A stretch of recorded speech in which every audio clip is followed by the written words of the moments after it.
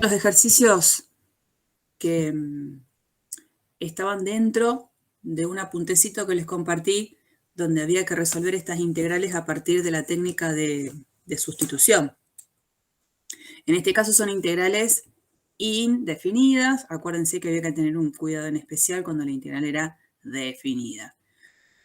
No sé si alguno estuvo trabajando con esto en este primer ejercicio. ¿Qué podríamos proponer para sustituir? Digamos, el tema es este. Cuando yo quiero calcular estas integrales, evidentemente no tengo rápido en la cabeza una función que sea primitiva, porque una vez que busqué una función primitiva o antiderivada, después le pongo el más c y tengo la integral indefinida. En este caso, digo, no me sale rápido. Tengo que buscar alguna técnica que me lleve a calcular una nueva integral indefinida que sea más fácil de resolver que la original. Entonces, en este caso, en el primero, ¿a quién les parece que puede ser candidato a sustituir? X cubo más X. X cubo más X. Entonces, en general, cuando uno trabaja con un ejercicio de sustitución, lo que hace es plantear justamente la sustitución. Entonces, yo acá pondría debajo de esta igualdad, a mí me gustan mucho las nubecitas, entonces le pondría ahí una nubecita, U igual a X cubo más X. Y entonces, si bien ya sé que esto lo voy a reemplazar por X cubo más X, el éxito de resolver una integral a partir de la técnica de sustitución también radica en que cuando yo calculo el diferencial, la expresión del diferencial también aparezca en la expresión de la función. En este caso, ¿quién sería el diferencial de U? Tengo esto. El diferencial de U es derivar esa expresión porque U la estoy pensando como si fuese una función de X. U depende de X. El diferencial de U es la derivada de U con respecto a X por el diferencial de X.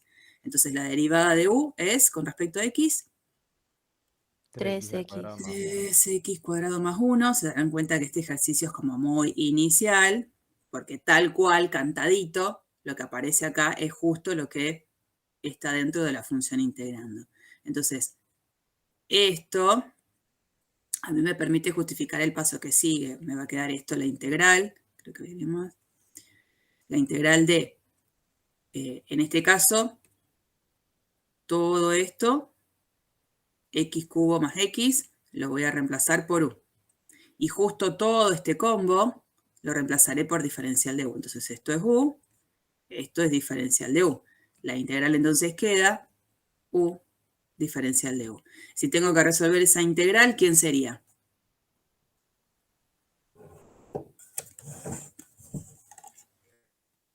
¿Cómo la resuelvo? Una primitiva de U al u. cuadrado sobre 2. Sí, señor. U cuadrado sobre 2. Y, por supuesto, como es una integral indefinida, le tengo que agregarle el más c. Y como esta integral en realidad fue escrita a partir de una variable que es x, esa variable u la incorporé yo para hacer el ejercicio mucho más sencillo, tengo que volver a la variable original. Entonces, en este caso, no lo puedo dejar así, tengo que volver a la variable original y donde diga u, poner lo que yo consideré que iba a tener que ser u. Entonces, acá tendré que poner x cubo más x. Profe, te faltó el elevado a la cuarta. ¡Ah! Sí, gracias, perdón. ¿Eso es lo que me escribieron?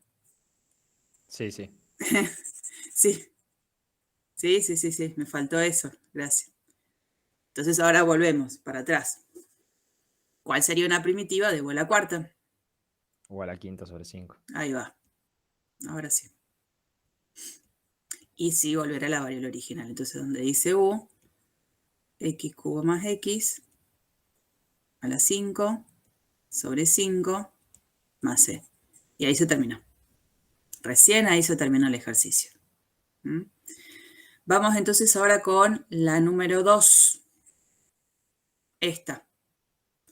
La integral la voy a escribir acá abajo, de x cuadrado por el seno de x cubo diferencial de x. ¿Qué tendría que hacer ahí? ¿Cuál va a ser mi propuesta a sustituir?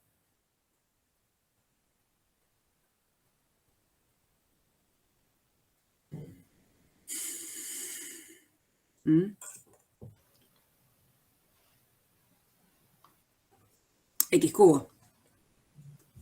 Si yo planteo llamar X cubo a U, el diferencial de U es 3 X al lado. cuadrado diferencial de X. Y bueno, y acá es como que empieza el ejercicio a ya no ser tan fácil como el 1.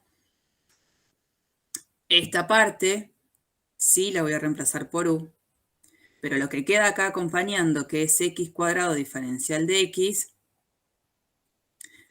no es tal cual lo que aparece como diferencial de U. Es como que me falta un 3 que aparezca. Bueno, no pasa nada. Para que la cosa funcione bien, yo puedo en la integral multiplicar por 3 dentro de la función integrando y dividir por 3 fuera de la integral. Estoy disfrazando el 1. Entonces ahí sí, todo este combo completo, 3x cuadrado por diferencial de x, va a ser para mí mi diferencial de U. Entonces, cuando eso lo reconozco y veo que en la función integrando ya no hay más nada que dependa de x, que tenga que estar sustituyéndolo por la nueva variable, ahí sí paso al paso siguiente, que es reescribir cómo queda la integral en función de esta nueva variable. Esto queda entonces 1/3 por la integral de seno de U y todo esto diferencial de U. Bueno, ¿quién es una primitiva del seno de U? Menos coseno. Sí, señor. Entonces me queda 1/3, que lo arrastro como constante, menos coseno de U, más una constante arbitraria. Y vuelvo a la variable original. 1/3, bueno, ya que está ese menos lo pongo acá adelante, coseno de, paréntesis, x cubo, más c. Y ahí se terminó el ejercicio. Estos ejercicios tienen de alguna manera la ventaja de que yo puedo saber si lo que hice estuvo bien. Tengo una manera de comprobarlo. ¿Cómo sé yo si esto que yo acabo de decir, que es mi integral indefinida, estuvo bien? ¿Cuál sería una manera? Derivando y que me dé lo mismo. Exacto, derivando y que me dé lo que está dentro de la función integrando. Exactamente. Es cierto que muchas veces ese trabajo uno no lo quiere hacer porque queda tan larga la expresión de la integral indefinida, esta parte, que uno dice, ¿tengo que derivar todo esto?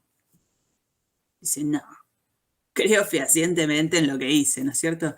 No tiene ganas uno de hacerlo, pero en estos ejercicios que relativamente son derivadas con poca cantidad de operaciones, no podría estar mal hacerlo. Así que cuando tengan ese tiempito y la integral no sea tan complicada en cuanto a su resultado, les convendría verificar. Capaz que en un parcial lo haría, ¿no? A ver si llego bien. Bueno, y en el tercero, que me quedo acá, ¿cuál podría ser una propuesta de sustitución? X al cuadrado más 1. X cuadrado más 1. Entonces el diferencial de U me va a quedar 2x diferencial de x. No se olviden los diferenciales, ¿eh? No se olviden. Si pongo un diferencial de este lado, del otro lado también tiene que haber un diferencial acompañando. Entonces, de esa manera, tengo esto, x cuadrado más 1, que lo voy a reemplazar por u. Y necesito que aparezca el combo 2x diferencial de x para que todo ese combo yo lo pueda sustituir por diferencial de u. No aparece justo eso, pero puedo hacer el mismo artilugio anterior. Puedo justo hacer aparecer el número que me interesa, multiplico por 2, divido por 2, y entonces ahí sí, digo, cuando aparece 2 por x diferencial de x, a todo eso lo voy a reemplazar por diferencial de u. ¿Y qué quedan? Los números que queden acompañando. Entonces, en este caso me queda este 5 y este 1/2. Si quiero, puedo ponerlo afuera de la integral, 5/2, por la integral de diferencial de u sobre la raíz cúbica de u. O sea que creo, va a ser conveniente, en vez de escribirlo así, pensarlo como u a la ¿cuánto? 1/3. Casi. Menos 1/3. Ah, bueno, sí. Menos un tercio. Ahí va. Y ahora sí. 5 medios por quién es una primitiva.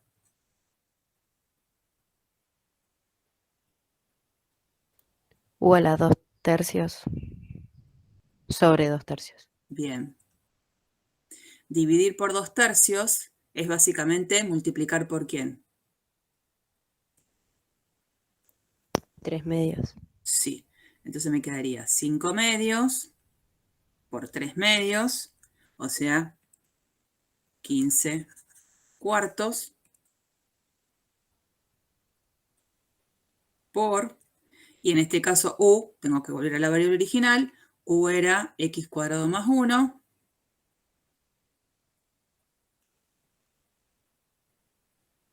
a la 2/3 y más c. Y ahí se terminó el ejercicio. ¿Mm? Bueno, ahí estamos. Digamos, tenemos las 3 sustituciones posibles para cada uno de los ejercicios.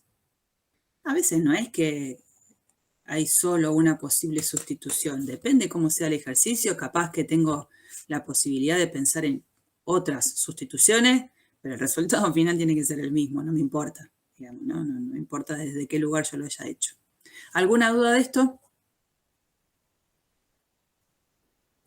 Bueno, por supuesto que ustedes en los parciales no van a tener, haga esta integral por sustitución. No, se le va a presentar una integral y ustedes verán cuál es la técnica que mejor se ajusta a la forma que tiene la función integrando. Pero la verdad es que el panorama que tienen es que tienen solo 2 técnicas de integración, digamos, no hay mucho para pensar en alternativas. Y bueno, lo que quería comentarles, ¿dónde lo tengo acá? Ustedes estoy en el capítulo ya 7 del libro, técnicas de integración, ustedes tienen que ver de esta parte la sección 7.1, que es justamente técnica de integración por partes. Ustedes llegaron a ver, así como me comentaron muy rápido, cómo es la técnica, y en este caso la técnica de integración por partes de alguna manera se vincula con la regla de derivada de un producto de funciones. Entonces, lo quiero ver desde el libro para no hacerlo tampoco tan largo. Yo justo no tenía de un material así ya formado, lo tenía que hacer. Entonces, bueno, ante el tiempo que tenía, agarro el libro. La derivada de un producto de funciones, ustedes saben muy bien que es el producto de la derivada del primero por el segundo sin derivar, más el primero por la derivada del segundo, ¿no? Acá está expuesto de esta manera. Ay, no quería hacer captura. Está expuesto de esta manera. ¿Te gusta al Stewart hacer ese orden? Fantástico, se lo respeto. Entonces, la idea es que si la derivada de esta función es esta, si la derivada de una función es esta, quiere decir que la f mayúscula de la f chiquitita es una primitiva. Entonces, lo que yo puedo decir es que la integral de la f chiquitita diferencial x es la f mayúscula más una constante arbitraria. Bueno, este juego es el que se hace acá, ¿no? Acá tengo la derivada, no lo voy a escribir así, la derivada de este producto es esta función, o sea que este producto es quien estaría cumpliendo el rol de la f mayúscula que puse acá, y este resultado sería el rol de la f chiquitita. Entonces, uno, ¿qué es lo que va a decir? Que la integral de la chiquitita es igual a la f mayúscula y yo le agregaría el más c, porque si no queda mal.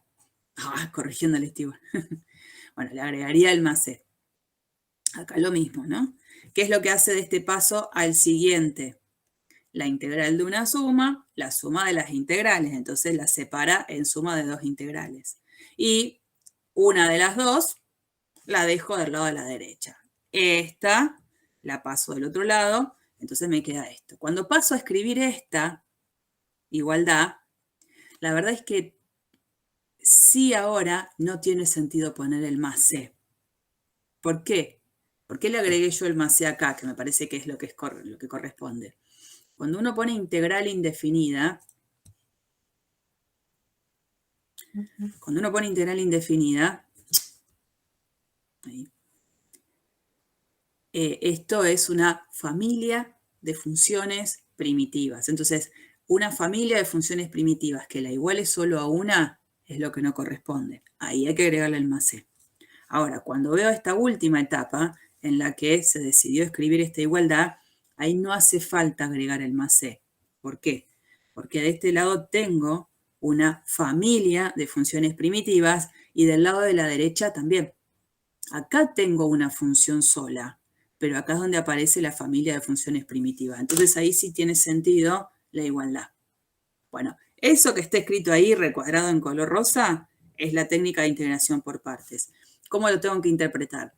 A mí me van a presentar el cálculo de una integral indefinida, donde si la función integrando la puedo disfrazar de esta manera, puedo pasar a resolver el lado de la derecha gracias a esta igualdad, en donde probablemente la integral que queda acá por resolver sea más fácil que la original. O sea, en las técnicas de integración siempre paso a resolver otra integral. No es que rápidamente me la resuelve y me da el resultado final, es esto. No, me dice pasar a resolver esta otra integral que es más fácil. Entonces, si la técnica de partes la estoy aplicando bien, al calcular una integral, evidentemente paso a calcular otra que es más fácil. Entonces, esta es otra versión también. Ustedes pueden, no sé, hay un cuentito. ¿Cuál es? Un recursante capaz que sabe, y voy a decir cualquier cosa. Sí, es algo de Un día una vi una vaca, sí, algo así. Sí, bueno, no sé, nunca me lo acuerdo yo. Pero si les sirve, no me importa, háganlo. No me van a escribir un día una vaca, me van a escribir la fórmula. Bueno, y esta, digamos, la forma más compacta de escribir la misma fórmula anterior. Si yo llamo U, quedó grueso a F, a esto yo lo voy a llamar U. Y si llamo B a G, G' diferencial de X es justamente lo que nosotros llamaríamos diferencial de B. Entonces acá me queda U por B menos la integral de y F' diferencial X es lo que nosotros llamaríamos diferencial de U y la G es la B.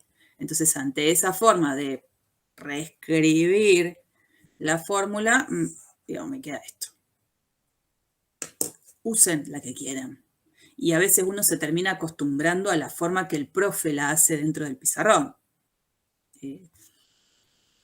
O sea, para mí es indistinto. De alguna manera, no sé por qué, es como que estoy más acostumbrada a usar esta, la de la F, G', pero esta la usan también de una manera similar. Y yo no tengo problema en adaptarme a cualquiera de las dos, digo, ¿no? Entonces, los ejemplos que están en el libro son justo los ejemplos típicos que uno también desarrollaría en una clase. Miren, el primer ejemplo, lo voy a poner ahí, dice, encuentre la integral indefinida de x por seno de x. Se darán cuenta que ahí, si yo quisiera aplicar la técnica de sustitución, digo, ¿a quién sustituyo? Porque además cuando yo quiero sustituir necesito que la derivada de esa expresión también aparezca en la función integrando. Si reemplazo x por u, no tiene sentido. Estoy cambiando el nombre de la letra. ¿Qué puedo reemplazar? ¿Seno de x? Si reemplazo seno de x, la derivada de eso me da coseno de x. ¿Aparece? No. Entonces, evidentemente, la técnica de sustitución acá no va. Voy a usar otra técnica que es justamente la técnica de integración por partes. ¿Cuál es el éxito, digamos, de todo esto? Yo necesito, en la expresión de la función integrando, identificar quién va a cumplir el rol de la f y quién va a cumplir el rol de la g'.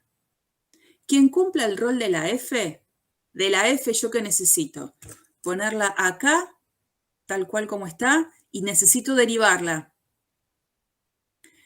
El cuidado, creo yo, hay que tenerlo con aquella función que va a cumplir el rol de la g', porque si yo a una función la considero con el rol de la g', después acá tengo que poner g.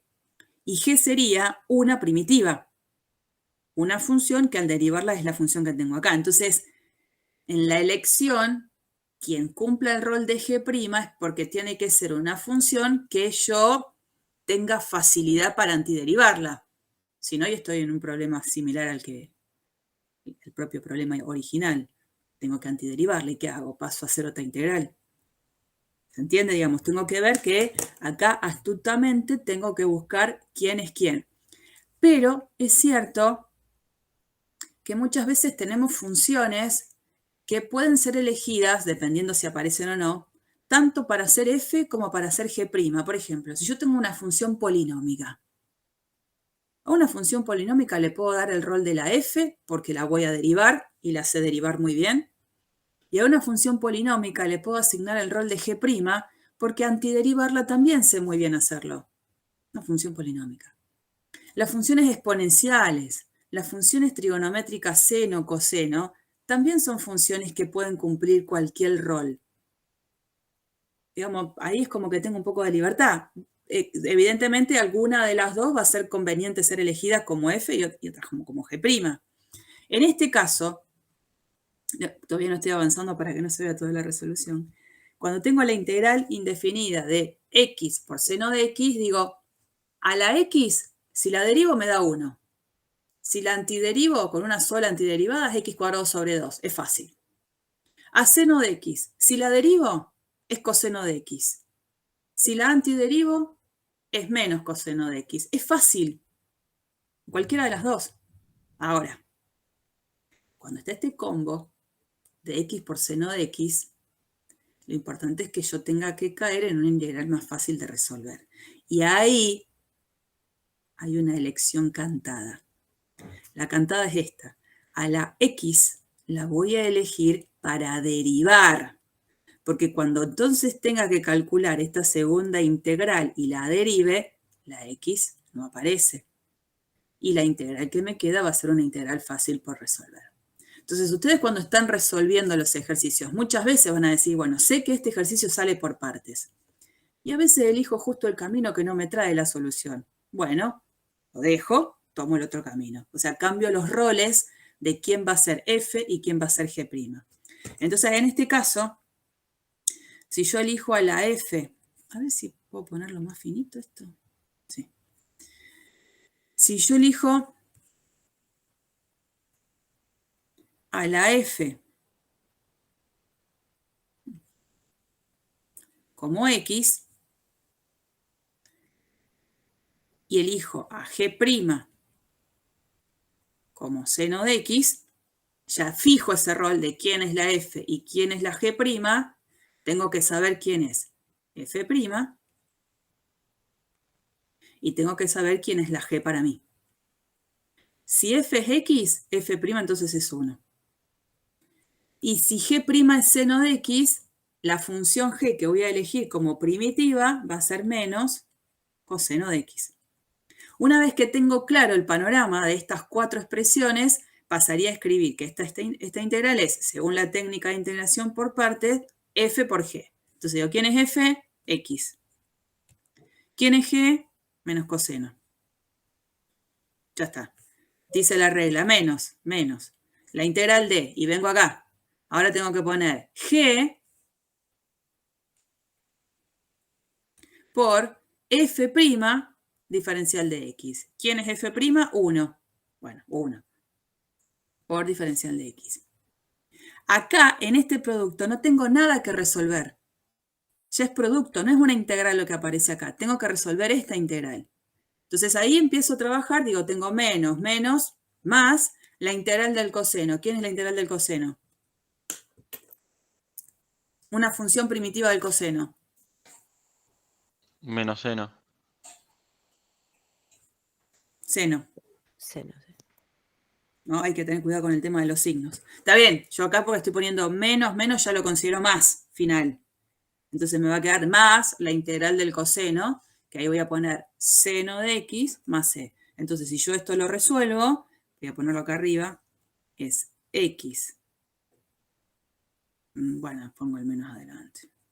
Me queda menos x coseno de x más seno de x, y ahí sí le agrego el más c, que es la constante arbitraria.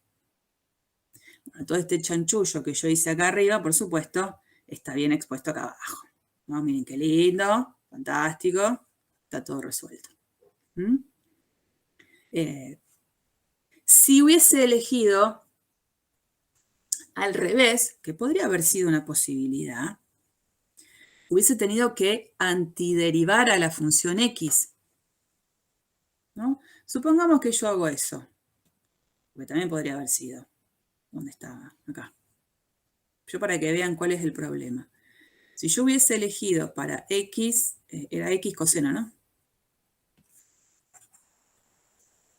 ¿Era x coseno? No, X X No, seno. seno. X seno de x, diferencial de x. Yo tenía entonces que repasar siempre esta formulita. Esta es la que yo tengo que tener siempre en la cabeza. Entonces yo sé que la integral de f de x por g' de x diferencial de x es f de x por g de x menos la integral de la g por f' de x diferencial de x. Eso es lo que yo siempre tengo como mi fórmula de cabecera. Si hubiese hecho la otra elección, que hubiese elegido para derivar a seno, hubiese dicho, bueno, f de x es seno de x. Y g' era x. Elegí al revés. La derivada del seno, es coseno.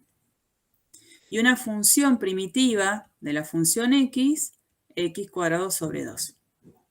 Una vez que tengo claro eso y lo tengo que escribir, así use esta expresión con f o use la expresión con diferencial, acá tendría que poner f por g, dice la fórmula. F por g. Me queda seno de x por x cuadrado sobre 2. Ahí va. Menos la integral de lo que es g, que es x cuadrado sobre 2, por f'. Y f' es coseno de x diferencial de x. Si hubiese elegido ese camino, digo, ahora, esta integral que tengo que resolver, ¿terminó siendo más fácil que la original? Y yo diría que no.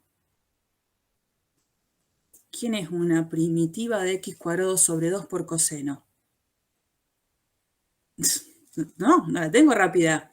Tendría que resolverla.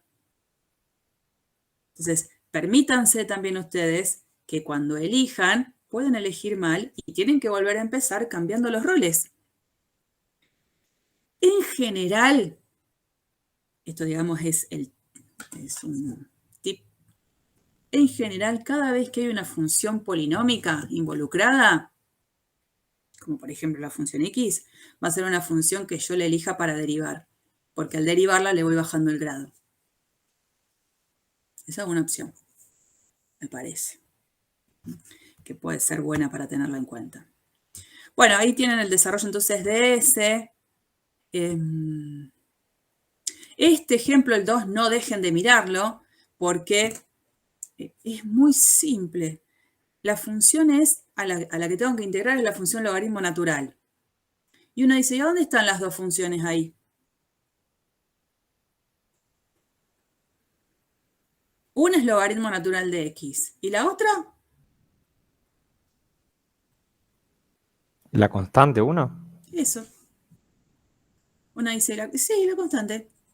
1 por logaritmo natural de x, diferencial de x. Bueno, y en este caso es como que la elección es cantada. Obviamente a 1 no va a ser la función que voy a elegir para derivar, porque si la derivo me da 0, no tiene demasiado sentido. A la función que voy a elegir para derivar, la que va a ser mi f, es logaritmo natural. Porque cuando la derive, aparecerá la expresión 1 sobre x y me saco de encima la expresión logaritmo. En estas cuestiones sí está cantada la elección. Bueno, acá tienen la resolución completa. Acá la resuelven con esta forma de decir quién es quién, digamos. Yo elegiría decir f es logaritmo natural de x y G' es 1. Entonces, de esa manera, para mí, f' es 1 sobre x y la función g, elegida como primitiva de la función 1, x. Y ahí armo todo el esquema. Entonces, al hacerlo así, la resolución la tenemos de manera sencilla. Y como ejemplo, bueno, en este caso, de nuevo la función t cuadrado, la función e a la t, son funciones muy fáciles las dos, tanto de derivar como de antiderivar, pero prestando atención a esto que yo les decía, como acá tengo una función polinómica, creo que va a ser conveniente elegirla para derivar. Y a veces pasa que el proceso de la técnica de integración por partes no se termina en una sola aplicación. Necesito a la nueva integral que obtengo volver a aplicarle partes, pero porque ya estoy pensando que el proceso que estoy haciendo va por buen camino. Fíjense, en esta integral hacemos partes una vez.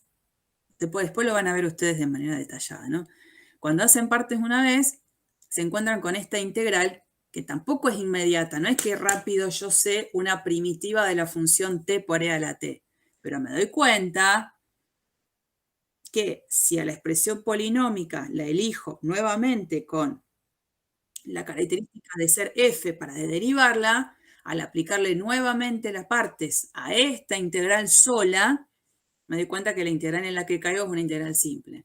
Entonces pasa eso muchas veces, que necesito volver a aplicar la técnica en las nuevas integrales que voy obteniendo, pero con la certeza de que voy por buen camino, no que me estoy metiendo en un camino más áspero. Bueno, entonces acá en este ejercicio se aplica 2 veces la técnica de integración por partes para obtener el resultado final. Cualquier cosa, por supuesto, esto lo pueden mirar más detalladamente y me lo pueden preguntar. Esperen que ¿dónde estoy? Acá.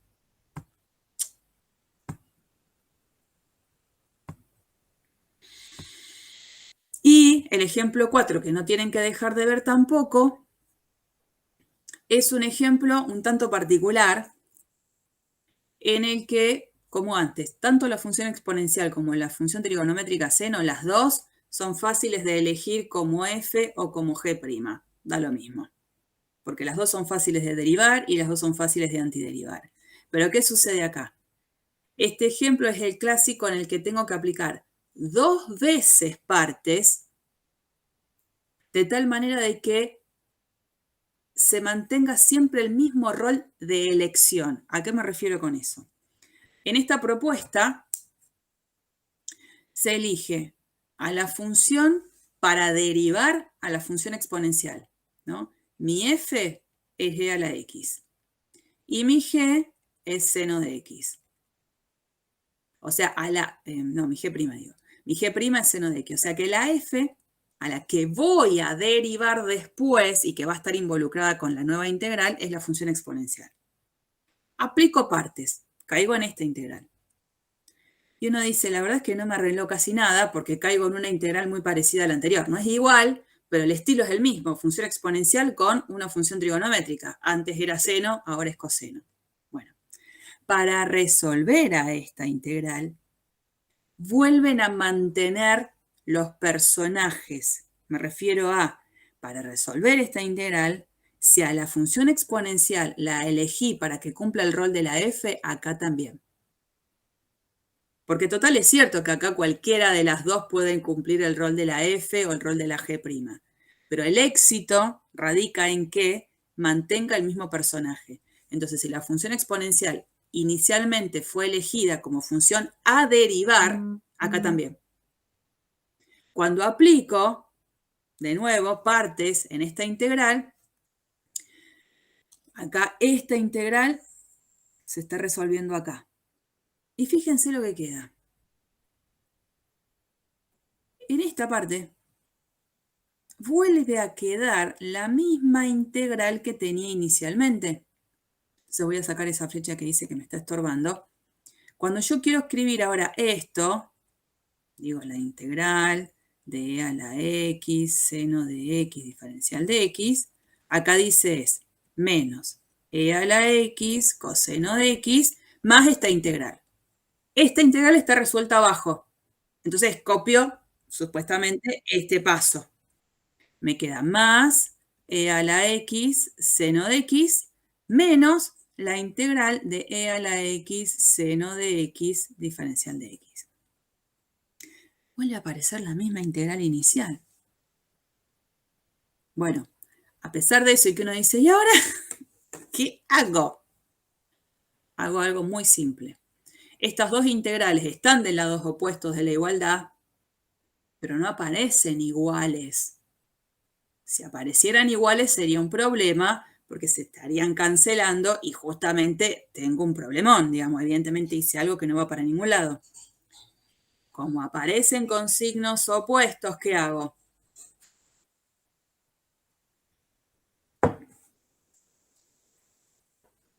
¿Qué hago? Si yo hubiese tenido esto, x igual a 1 menos x, ¿cómo resuelvo esta ecuación? Resuelvo la ecuación, ¿cómo la resuelvo? Pasás la X sumando. Dale. Entonces esta x se viene para acá y me queda x más x, 2x igual a 1 y sigo con el despeje. Bueno, acá pasa lo mismo. Lo que yo estoy llamando x acá es toda esta expresión de la integral. Entonces, ¿qué hago? La junto. No se cancelan, se juntan. Cuando hago eso, del lado de la izquierda voy a pasar a esto. Yo estoy haciendo toda esta chanchada porque después en el libro está bien escrito, ¿no es cierto? Esta integral la paso del lado de la izquierda, sumada con esta integral es 2 veces la integral. Entonces, 2 veces la integral de e a la x seno de x diferencial de x es igual a, me queda esto solo, menos e a la x coseno de x más e a la x seno de x. Y acá le tengo que agregar el más c yo. En este paso, está por acá arriba, no hacía falta por esto que yo les decía anteriormente. Acá tengo una integral indefinida y del lado de la derecha hay otra integral indefinida. Entonces, el más c está incluido en las dos integrales cuando yo lo resuelvo. Cuando paso al paso siguiente, si yo este más c no lo pongo, estaría diciendo que una familia de funciones primitivas es igual a una sola función. Entonces, acá se lo agrego. Paso siguiente, como yo quiero calcular esta integral, ¿qué hago? Divido todo por 2. Al dividir todo por 2, eso es lo que voy a hacer ahora. Esto voy a cambiar de color para que se vea qué es lo que hago. Déjame cambiar de color. Pues saqué el lapicito. Si yo divido todo por 2, la expresión que tengo, digo, divido por 2 acá. Divido por 2 acá. Entonces, este 2 se va. Del lado de la izquierda me queda la integral que estaba resolviendo.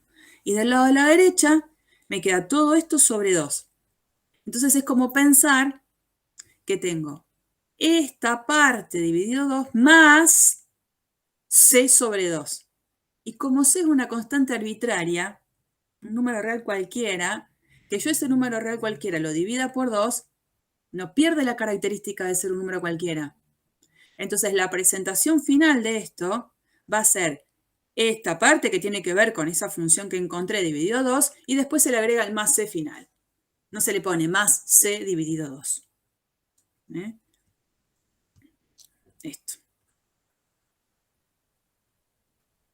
Bueno, ese era el pantallazo desde el libro que quería mostrarles de técnica de integración por partes, en donde ahora ustedes pues, van a hacer los ejercicios. ¿Estamos de acuerdo? Yo no sé si se están poniendo justo con esa parte de la práctica, cada uno sabrá por dónde va.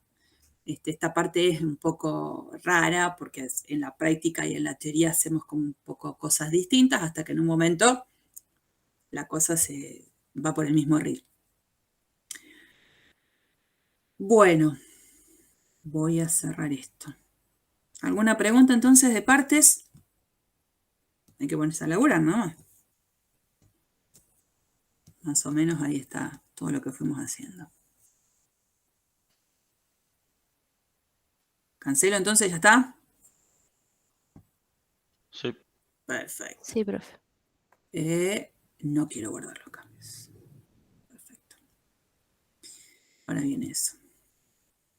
Técnica de sustitución, también. Vamos sacando las cosas que no hacen falta. ¿Había alguien que quería entrar? No. Bueno. Volvamos entonces a lo que estábamos haciendo ayer. Ayer lo que hacíamos era justamente calcular área entre curvas, en donde inicialmente yo siempre tengo sobre mi intervalo de trabajo una función que queda por arriba de la otra.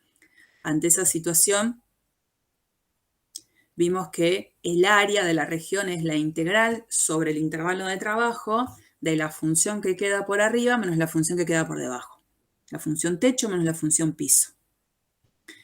Hicimos algunos ejercicios que venían por el lado de me dicen quiénes son las curvas y yo tengo que estar haciendo la gráfica para identificar cuál es la región, y cuando identifico la región, entonces identifico cuál es el intervalo de trabajo y quiénes son la función techo y la función piso. Eso ya lo vimos. Después pasamos a esta situación un poco más general, que es que en un tramo de un intervalo no siempre hay una función que cumple el rol de función techo y otra función piso. A veces van cambiando los roles. Entonces, desde la teoría, la fórmula fácil de escribir cómo se calcula el área delimitada por las dos gráficas es muy fácil. Se pone la integral desde A hasta B de el valor absoluto de la diferencia. Pero cuando uno va a un ejercicio correctamente práctico, ¿qué necesita encontrar de esta situación? Estos puntos de encuentro. Porque entonces a mi intervalo de trabajo lo voy a tener que dividir, en este caso, supuestamente, en 3 partes diferentes. Sobre este tramo hay una función que queda por arriba y otra por debajo, entonces tendré que hacer la de arriba menos la de abajo. En este otro tramo también han cambiado la situación, o sea que tengo que hacer, en este caso, G menos F, y en este tramo pequeño que quedó, ahora cambian los roles. Tengo que hacer F menos G. Bueno, eso todo lo vimos, no es nada nuevo. Hicimos ese ejercicio y habíamos quedado ahí, en la resolución, digamos. Nos había dado 19 cuartos y se terminó. Lo nuevo, para terminar este apuntecito, es esta parte en la que puede ser beneficioso integrar no con respecto a X, sino con respecto a Y. Fíjense, cuando uno ve esos dos dibujos, esas dos gráficas, en ninguno de los dos casos, lo que acabo de dibujar como curvas celestes y rosa se corresponden con gráficas de funciones. Fíjense, esta curva. Los primeros ejercicios de cálculo 1, cuando uno veía la gráfica de una curva y tenía que decir si esa gráfica representaba la gráfica de una función o no. Esta curva, así, no puede ser vista como la gráfica de una función. ¿Por qué?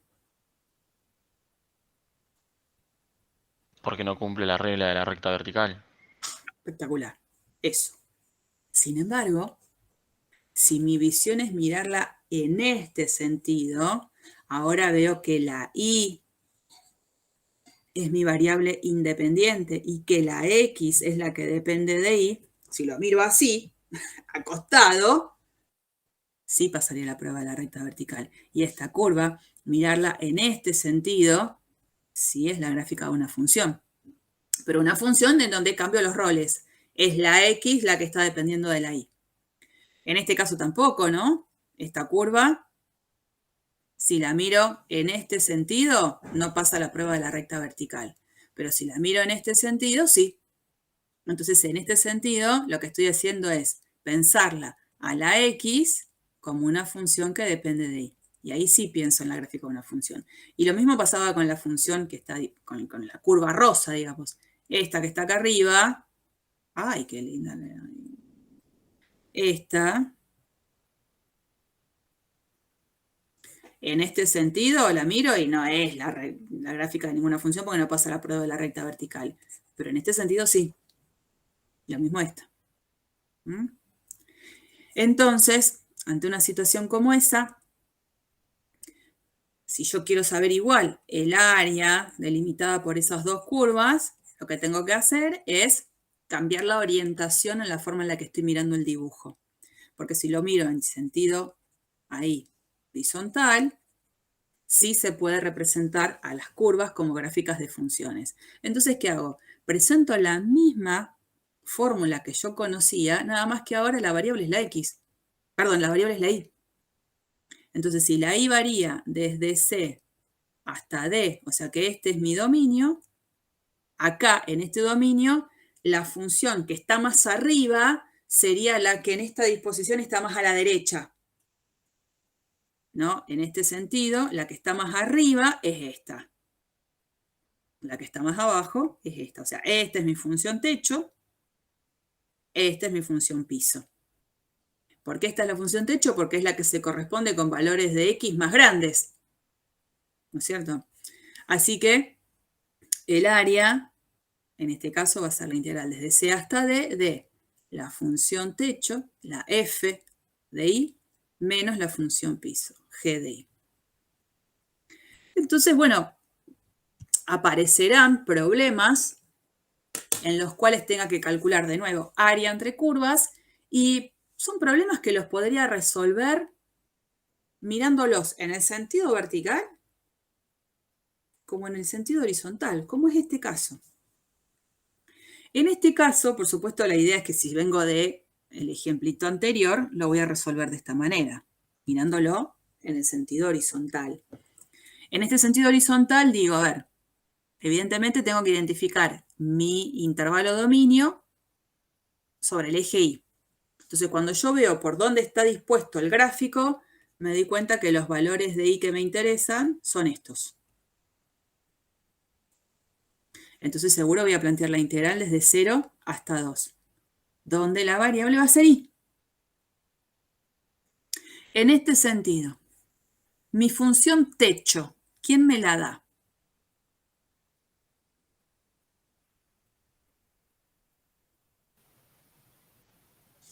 La lineal.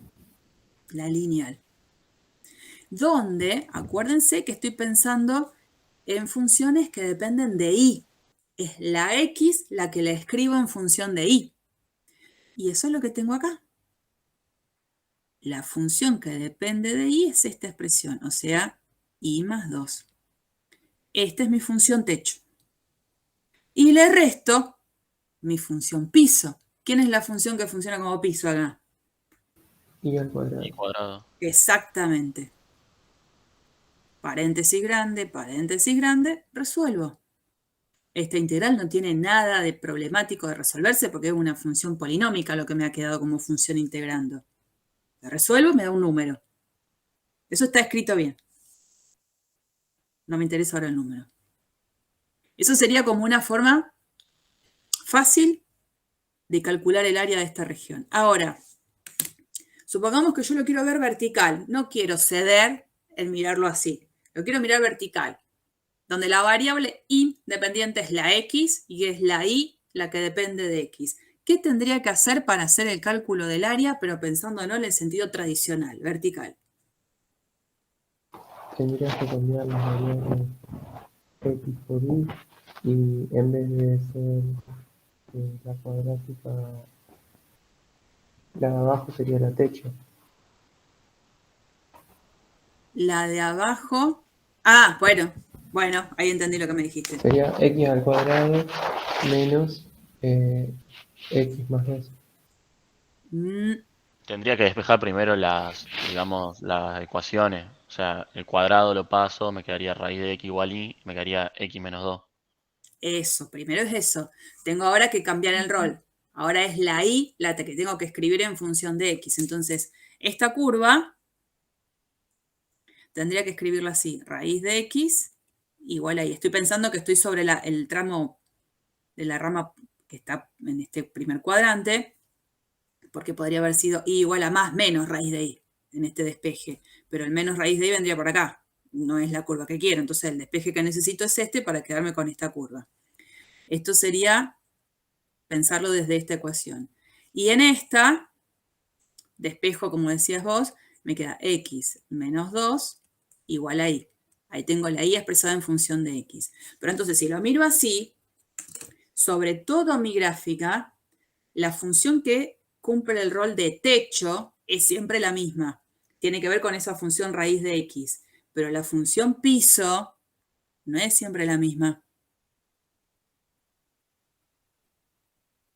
Depende de dónde estoy, es quién es mi tope inferior.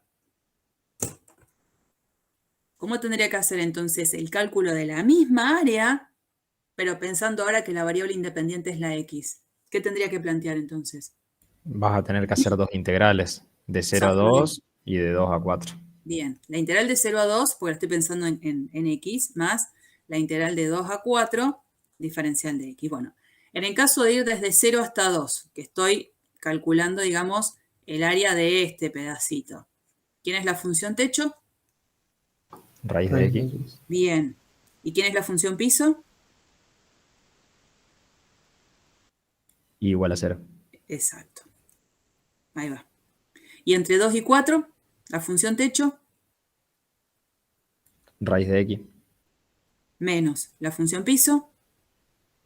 X menos 2. Bien, y como ahí hay una expresión donde tiene más de un término, paréntesis. ¿Es difícil calcular esta suma de integrales? No. Hay más pasos. Porque no es difícil calcular una primitiva de raíz de x, no es difícil calcular una primitiva de esta función, donde vuelve a aparecer raíz de x y aparece una expresión lineal. Voy a hacer más cuentas, pero obviamente estos dos resultados tienen que ser iguales. Acá lo que uno ve es el beneficio de que acá estaría calculando una sola integral y encima las funciones integrando, la función integrando es bien polinómica, recontra fácil, es una de las mejores funciones que puedo tener para antiderivar. Pero también podría haberlo escrito así. Muchas veces, en ejercicios de práctica, se les pide que planteen las dos integrales, mirándola como variable independiente de la x o como variable independiente de la y después uno les dice, bueno, y para resolver, elijan la que quieran, las que les parezca más adecuada. Yo, si estuviese estudiando, probablemente a los primeros ejercicios los resuelvas por los dos caminos para ver si realmente me dan el mismo valor, una manera de corroborar. Bueno, acá es la astucia que uno tenga, eso aparece toda la resolución, la astucia que uno tenga para resolverlo. Digamos, ahí está el resultado final. ¿No? No hay nada que decir. Ahí está todo expuesto. Digamos, uno verá.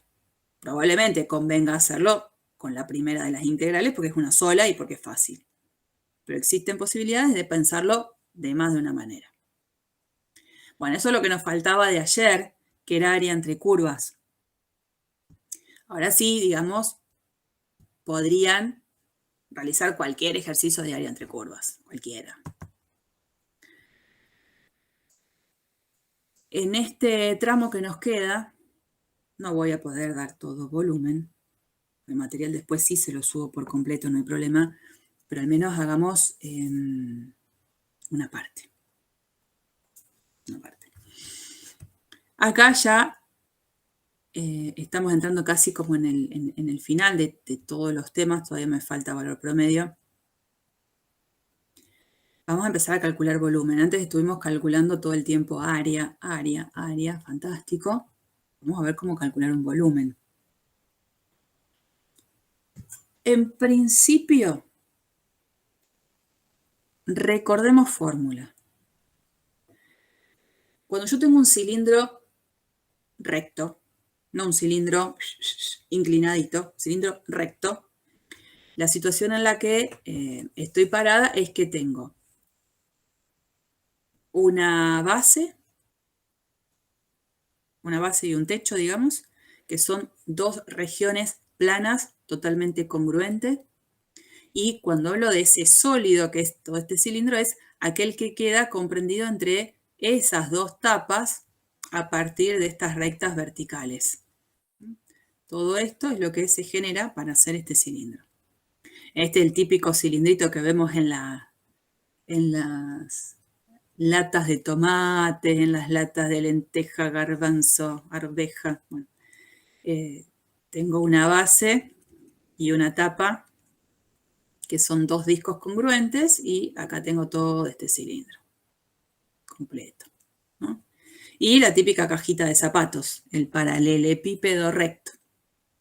Cualquiera sea estos cilindros rectos, el volumen se calcula de una manera muy simple. Es el área de la base por la altura. Entonces, dependiendo de cómo sea cada cilindro, es cómo me va a quedar después la cuentita. En este caso, esta región es una región de la cual justamente no es que tengo una fórmula cerrada de cálculo del área, pero sé que cuando le calcule el área a esa tapa, la multiplico por la altura y tengo el volumen de ese cilindro. En estos dos, tengo una fórmula que yo sé de cálculo de área de la región base. Como tengo todo un disco, el área de la base es pi por radio al cuadrado. Si lo multiplico por la altura, tengo el volumen del cilindro. Y en este, que es la típica cajita de zapatos, el área de la base es el área de un rectángulo por la altura, y bueno, me queda en este caso largo por alto por ancho el cálculo del volumen de esa caja. Si tuviese que trabajar entonces con sólidos que tienen que ver con estos que estamos repasando, yo tendría una fórmula concreta de cálculo de volumen. ¿Qué va a pasar? No voy a tener sólidos que sean cualquiera de estos 3. Voy a tener sólidos que tienen una forma amorfa, digamos. No hay una forma, ¿no?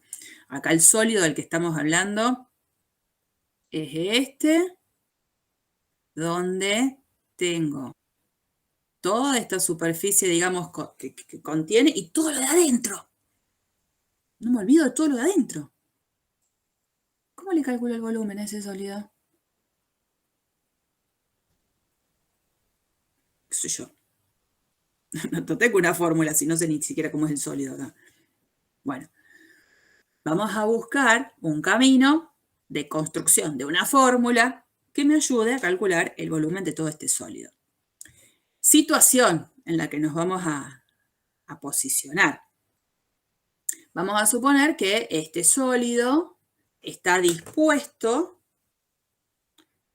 obviamente estamos en el espacio, estamos en 3D, está dispuesto por arriba del eje X, lo que hace que a mí me delimite un sector de valores de X para los cuales ese sólido está ahí. Entonces, lo identifico, mira, este sólido cae arriba del eje X para valores de X entre A y B. Y vamos a formar lo que nosotros vamos a llamar secciones transversales.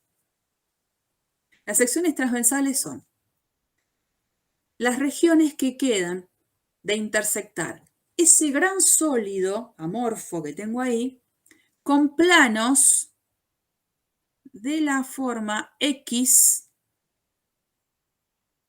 igual a constante. Esto es un plano. X igual a algo. Ese plano lo corto, ¿no?, a todo ese sólido con ese plano perpendicular al eje X.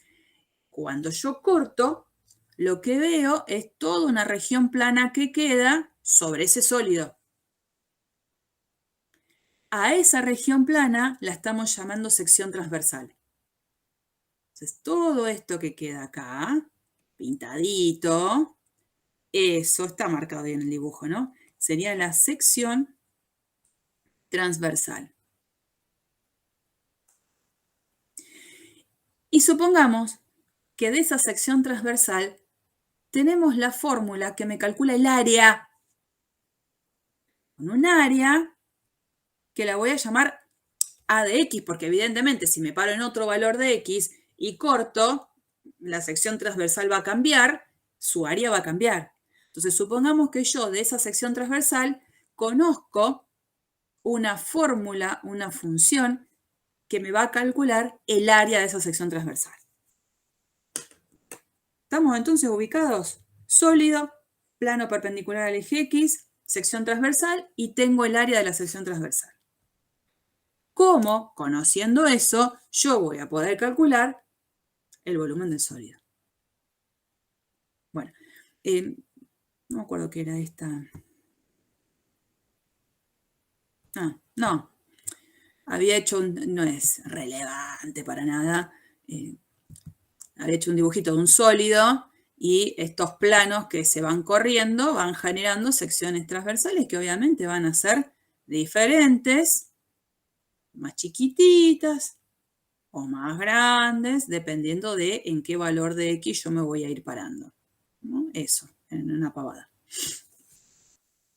Bueno, entonces en esa situación ahora vamos a ir por el lado de cómo buscamos una fórmula que calcule el volumen. Bueno, yo siempre que veo esto me imagino un pan lactal. Creo que por acá había buscado una captura, una pavada atómica, pero siempre que me imagino a un sólido tener que cortarlo, me imagino en el pan lactal. Entonces, el pan completo sería mi sólido. Ahora yo de ese pan completo necesito buscar el volumen. ¿Qué voy a hacer? Voy a hacer una estrategia muy parecida a cuando calculaba área de regiones. A mi volumen lo voy a particionar en mini pedacitos de volúmenes. Entonces, a mi pan lo voy a dividir en mini pedacitos de pan, o sea, en las tajadas, los pedacitos de pan. En este pan, a ver, creo que acá puedo marcar. ¿Con qué podía hacerlo? Con esto. En este pan, esto que yo veo acá sería mi sección transversal. Y acá lo que tengo es cada una de las tajadas. Yo lo que voy a tratar de hacer es buscar una manera de aproximar el volumen de cada una de estas tajaditas para que cuando sume esas aproximaciones tenga un número que aproxime al volumen del pan completo.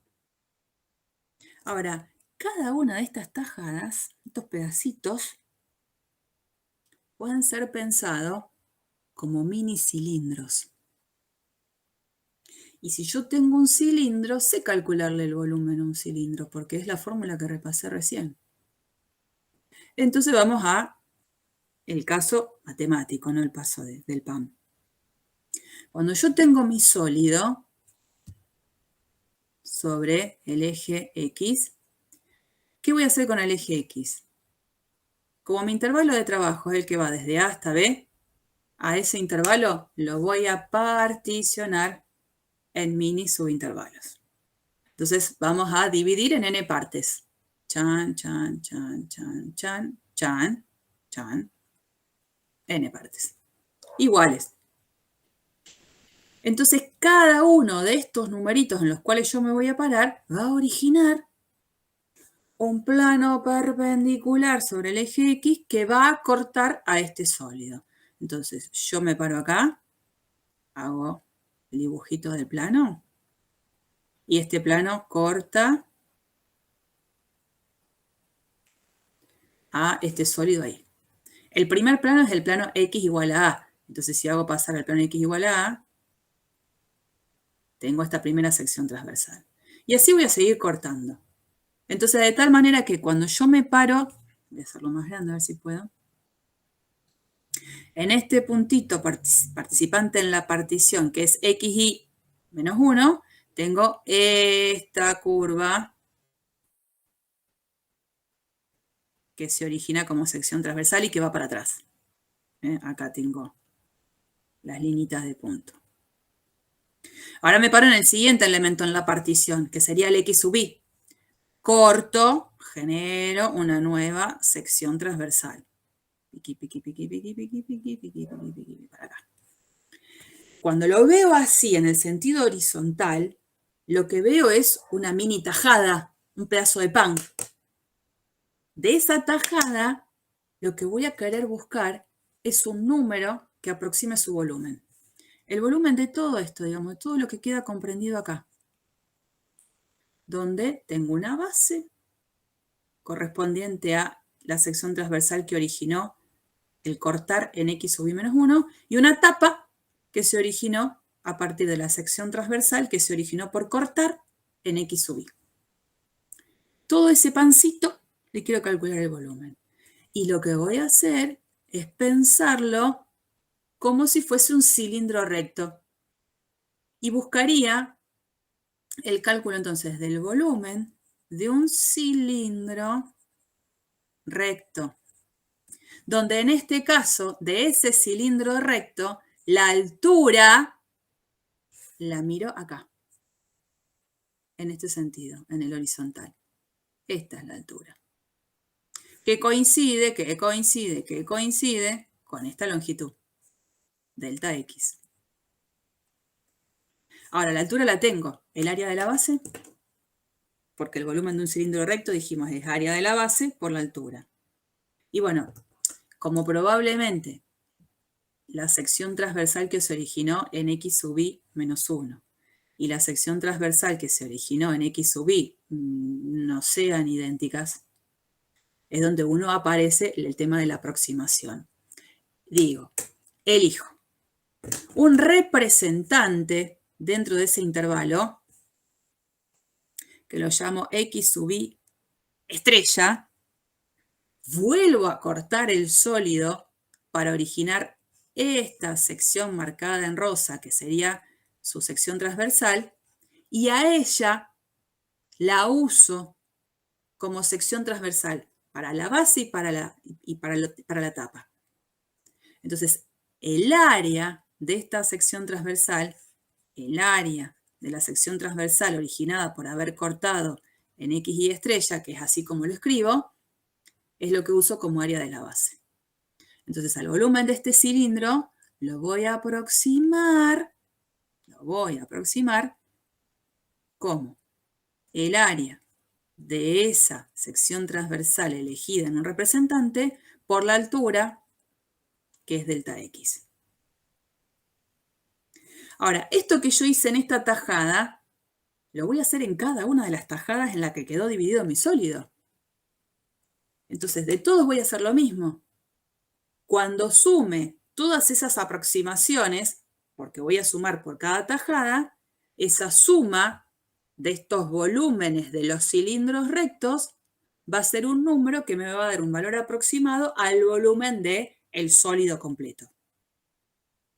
Eso es lo que vamos a escribir, ¿no? Bajo un poquito, ahí está. El volumen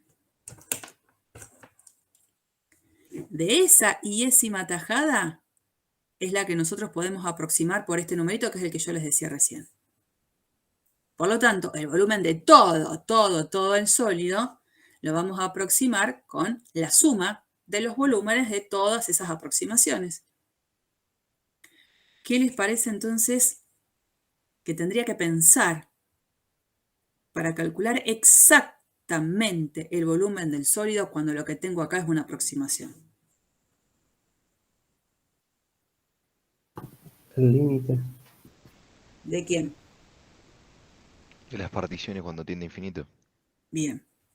Límite de, en realidad, cuando n tiende a infinito, no de las particiones, sino de esta sumatoria.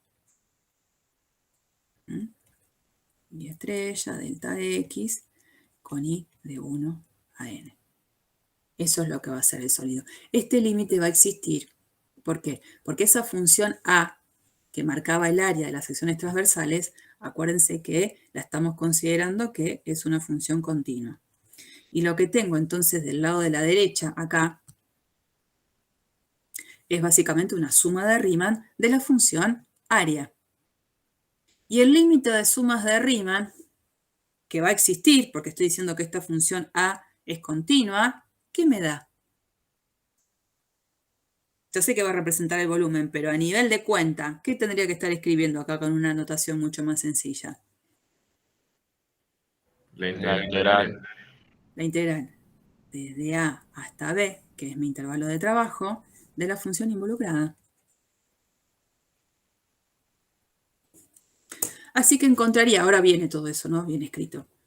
El volumen lo voy a poder calcular a partir de esta integral, de la cual sí voy a necesitar conocer una fórmula, una expresión del cálculo del área de cada una de las secciones transversales. Pero digamos, una vez conocida esta función a de x, el volumen de ese sólido se va a poder calcular de esta manera. ¿Estamos? Bueno, por supuesto lo que viene ahora. Definición entonces de este volumen y con toda la presentación. Si tengo un sólido que está entre x igual a A y x igual a B. El área de la sección transversal que surge de cortar a mi sólido con un plano P sub x que es perpendicular al eje x, sé que es una función A continua, entonces el volumen de todo mi sólido se calcula a partir de esta formulita. Bien. Ya tendríamos entonces la forma de desenvolverme sobre un ejercicio. Pero bueno, la cosa ya no es tan simple porque ahora hay que ir a los ejercicios justamente. Y cuando uno hace un ejercicio, yo puedo tener dos opciones, como con el tema del área. O me dan el dibujo del sólido y de alguna manera también me llevan a un camino simple de cálculo de área de la sección transversal, o no me dan el dibujo y me dan la situación escrita, bueno, el sólido está comprendido entre, y uno tiene que hacer el dibujo. Entonces, siempre un dibujo, no sé, termina aportando a la claridad de qué es lo que después va a venir de ese dibujo. Entonces, bueno, me parece que vale la pena hacer un bosquejo de ese sólido. Una vez que encuentro ese bosquejo, una de las cosas que voy a tener que encontrar es esta función. Esta. Porque después ya tengo el camino súper armado. Encontraré cuál es el intervalo sobre el cual trabajo y calculo esta integral a partir del teorema fundamental del cálculo. Busco una primitiva, lo que ustedes ya saben. Voy a presentarle un par de ejemplos. En la práctica no sé si hay tanto ejercicio seleccionado con esta instancia, hay más seleccionados con la instancia que va a venir a posterior, que creo que hoy no vamos a poder desarrollar. Pero miremos esto. Dice, ejemplo, ¿no? Tengo que calcular el volumen de una pirámide. Hay una fórmula de cálculo del volumen de la pirámide, pero vamos a hacer de cuenta que no la conocemos. Una pirámide de 3 metros de altura tiene una base cuadrada que tiene 3 metros por lado, 3 por 3.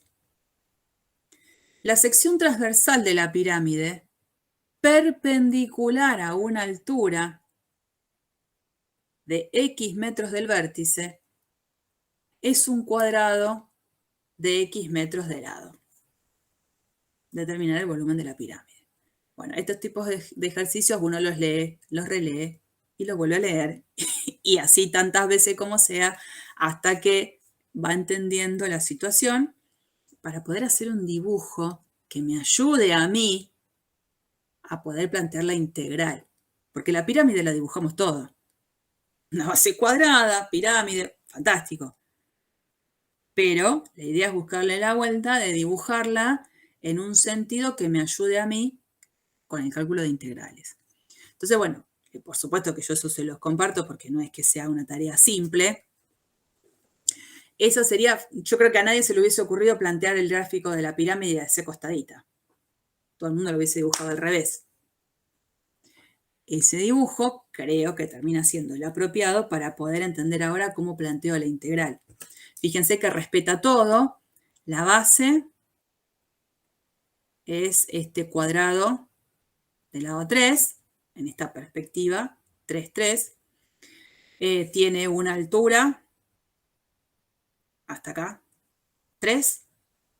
Y dice que la sección transversal de la pirámide, perpendicular a una altura de X metros del vértice, entonces si este es el vértice, me muevo X metros para allá, la sección transversal, la que surge de intersectar este sólido con un plano perpendicular al eje X, me da, dice, un cuadrado del lado X.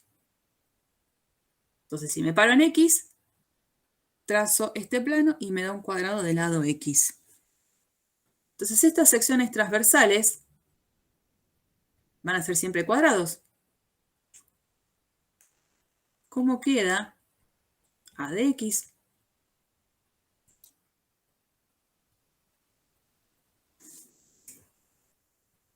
X al cuadrado. Sí, señor. Conocí la función a integrar. ¿Y cuál sería, digamos, el intervalo sobre el cual esta función actúa? De 0 a 3. De 0 a 3. O sea, que el volumen de todo este sólido es la integral desde 0 hasta 3 de esta función diferencial de x. Esto es una pavada. X cubo sobre 3, función primitiva, resuelvo y tengo el resultado final. Pero la parte importante era tratar de hacer un dibujo que me ayude. Suele ser la parte difícil. Pero no se den por vencido, digamos. Hagan un dibujo, no les convence, hagan otro, hasta que en alguno todo más o menos se va respetando y los ayuda a hacer el planteo de la integral. Bueno, el volumen de una pirámide es el área de la base por la altura dividido 3. Esa es la fórmula. Que obviamente el resultado coincide con esto, que lo estamos haciendo desde otro enfoque, que es a partir de cálculos de integrales. Y este, ahí como dice ahí, agreguemos un ejemplo más difícil, pero no es para asustarse. Es solo para mostrar, sí, que la cosa se puede complicar un poco, pero no van a ser los ejemplos clásicos a desarrollar, ¿eh? Quédense tranquilos. En este ejemplo se brinda también el dibujito. Dice así. Una cuña. Esto que está acá es como, no sé si vieron muchas veces, no le presta uno mucha atención a esas cosas, pero hay veces que los muebles de madera no quedan como bien apoyados en el piso. Entonces uno tiende siempre a ponerle un pedacito de madera abajo. Bueno, esa cuña es la que se usaría, por ejemplo, como topecito en la parte de abajo de los muebles para que queden en equilibrio, que queden estables. Bueno, ahí. O muchas veces me imagino como una tajada de queso, qué sé yo. Una cuña curvada, se corta a partir de un cilindro de radio 3 mediante dos planos. Un plano es perpendicular al eje del cilindro y el segundo plano cruza al primero y forma un ángulo de 90 grados. Determina el volumen de la cuña. Entonces, cuando uno ve eso, dice, ¿ahora el dibujo cómo lo hago? Bueno, se supone que tengo acá todo un cilindro. Ahí, que no hace falta dibujarlo, pero digamos, ahí tengo el cilindro. Lo estoy cortando a ese cilindro. Acá este cilindro tiene su eje. Lo estoy cortando con un plano perpendicular al eje del cilindro, que sería este plano que contiene el X y el Y, y lo estoy cortando con otro plano, acá, a 45 grados. En ese corte surge todo este dibujo hermoso de la cuña, digamos. Voy sacando todo eso porque quedó espantoso. Pero ahí estarían todos, digamos, los planos y los cilindros involucrados para que solamente quede esto. Lo importante entonces es que este corte que se genera, no importa esta curva, no me interesa ahora, se genera sobre un plano que está a 45 grados. Entonces la propuesta de este ejercicio es considerar la disposición, fíjense cómo lo pone al eje X y cómo lo pone al eje Y. Al eje X lo pone acá. Y los planos P sub X que hablábamos antes de los planos proyectantes sobre el eje X, P sub X, los pone acá. Las secciones transversales que se generan son estos rectángulos. Entonces, parada en un X dentro del intervalo 0,3, hago este corte y lo que origino es un rectángulo. Entonces, esas áreas de secciones transversales son áreas de rectángulos, base por altura. Lo que tengo que saber es cuánto vale la base y cuánto vale la altura. Entonces, si yo me paro acá, en ese X, dentro del intervalo 0,3, esta tapita, este corte, está a 45 grados. Entonces, este triangulito es isósceles. Esto es X y esto es X. Eso me permite entonces entender que esto, que es la altura, coincide con X. Ahí está. Altura es X. Y la base, que es esto, lo que voy a hacer es usar el hecho de que todos estos puntos en esta base están dentro de un disco de radio 3. Entonces yo sé que x cuadrado más y cuadrado es igual a 3 al cuadrado. Entonces, este pedacito, no se asusten que después no van a aparecer cosas raras como este, pero este pedacito sería el valor de I de este puntito que forma parte de este disco. Entonces yo lo que quiero es despejar la I. I es igual a, en este caso estoy considerando valor de I positivo porque necesito que sean longitudes. Esto es 9 menos x cuadrado y raíz de eso. Pero si esto mide I, esto también mide I para el otro lado.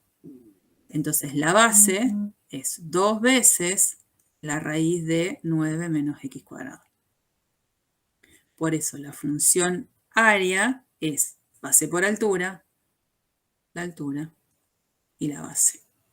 Después, toda esta parte es crucial en la interpretación. Después el volumen es fácil, la parte del volumen termina siendo lo más fácil. Es la integral de 0 a 3 de esa función a de x, que para resolverla necesito aplicar la técnica de sustitución. Este sería un caso difícil. Caso difícil, pero que bueno, se los tengo que presentar. Existen estas situaciones, pero no es el criterio que ustedes se asusten. También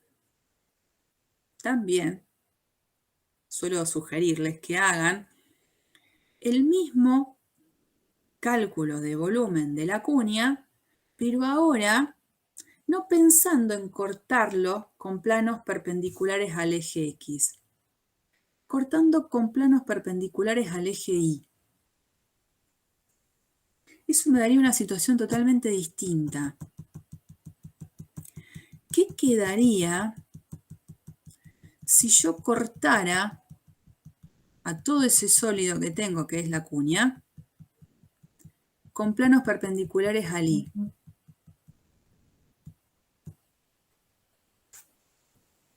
¿Qué pasa si yo me paro en un Y? Entre menos 3 y 3 y corto con estos planos. Un triángulo. Quedarían triángulos, ¿no es cierto? Me quedo en un Y. A lo mejor lo veo lo voy a ver mejor de este lado, perdón. Porque ahí me queda medio como oculto. Si trazo ese plano, borro entonces eso que dice ahí. Vengo acá. Trazo el plano. Chan, chan, chan.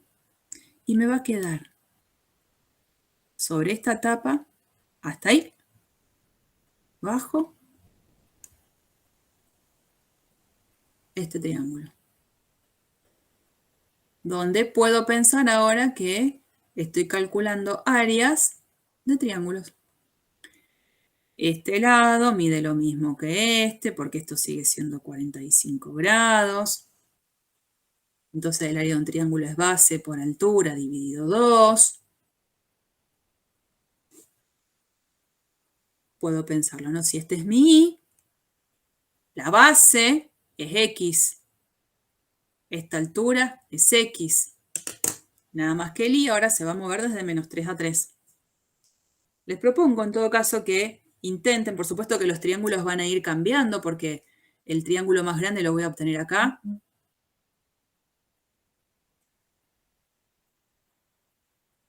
Cuando Y valga 0. Pero bueno, base,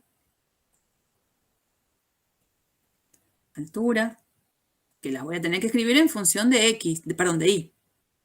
Esa es la parte importante, las voy a tener que escribir en función de Y. Base por altura dividido 2 con Y entre menos 3 y 3. Les dejo ese ejercicio como para ver cómo quedaría. Obviamente el resultado final tiene que ser el mismo, no puede cambiar. Yo ya sé que da 18. Bueno, eso, un ejercicio más como para poder resolver.